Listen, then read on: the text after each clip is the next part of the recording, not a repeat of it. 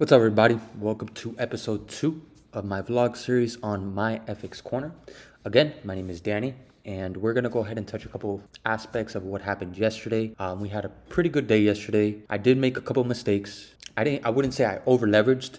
Maybe my positioning was a little bit off. In the beginning, I was expecting a short, and it did exactly that. However, it played around exactly in the same levels that I notated to myself that I would not play around with, that I would break even and let it ride until I could see my entry again. However, I didn't do that. I went ahead and just moved my stop back up to, 250, took me out. Second trade, I went ahead and did the same thing, but a little bit too early, and it stopped me out right away. Now, the third trade, last final trade, I know I broke my rules. I was only supposed to go for 2 trades, 250 each, 500 limit for the day. However, I was very confident on the confluence and how that market was reacting on that level, and I could still see that short coming in. I just think it was a little bit too early, and it just wanted to come back and retest like it did. We're gonna go ahead and tune in to the charts and see what we could see. Check it out.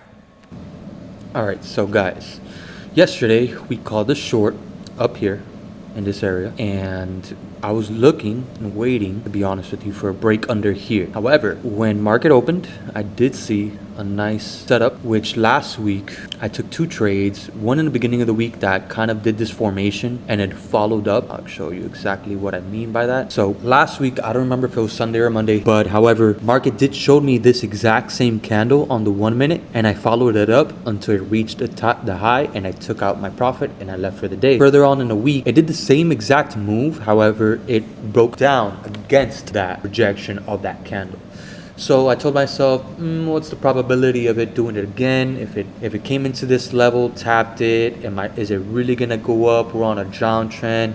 Maybe it was just coming to take out some liquidity from this area right here and then continue the move, which it did exactly that. As you can see here, it tapped, came down, came into that 4-hour fair value gap that I notated, and I told you guys at this level right here, I'd be very careful because I didn't want to see it choke, and it did exactly that. It choked. It came back up into my entry, which my entry, if I'm not mistaken, it was like right here in this area, and came up, took me out. Then on this little candle here, I thought it was going to drop right away. And as you could see here, on this candle right here, I thought it was going to, drop down again. It tapped above that fair value gap that we left behind on the 1 minute. And we're going to keep going down, but it didn't do that. What it did was it came and it tapped liquidity level, and it continued. Then, once it got under this, you see here, it broke under, didn't quite break on the 1 minute. I'm sure if we tune into the 5 minute, it was just a wick. Not a wick, but not like a very exhausted play. I would have waited on this retest, but I would have probably got stopped out if I didn't put my stops above here, which more than likely, which I'm pretty sure on my last video I did say that my stops were going to be above the fair value gap to continue. It wouldn't have tapped it because I always leave like a little bit of room above the fair value gap just in case.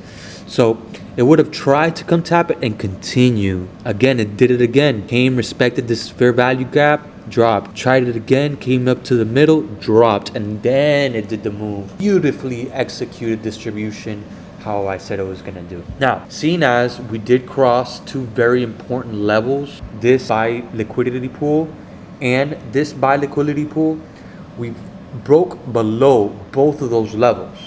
So right now, I don't know exactly what it's going to do. We're stuck in a range down here in the 45.32 level. And I do think, if I'm quite honest, on the 15 minute, it left this little gap behind that I might want to take on another short, or maybe not. Maybe I do a buy. It looks like a trap sometimes where, yes, we're on a downtrend, but that doesn't necessarily mean that it can't come up and tap over here to continue down, because this is a more strong liquidity level, because this is a 4-hour fair value gap. So with that being said, upon opening of the market, we're going to see what the first few candles give us.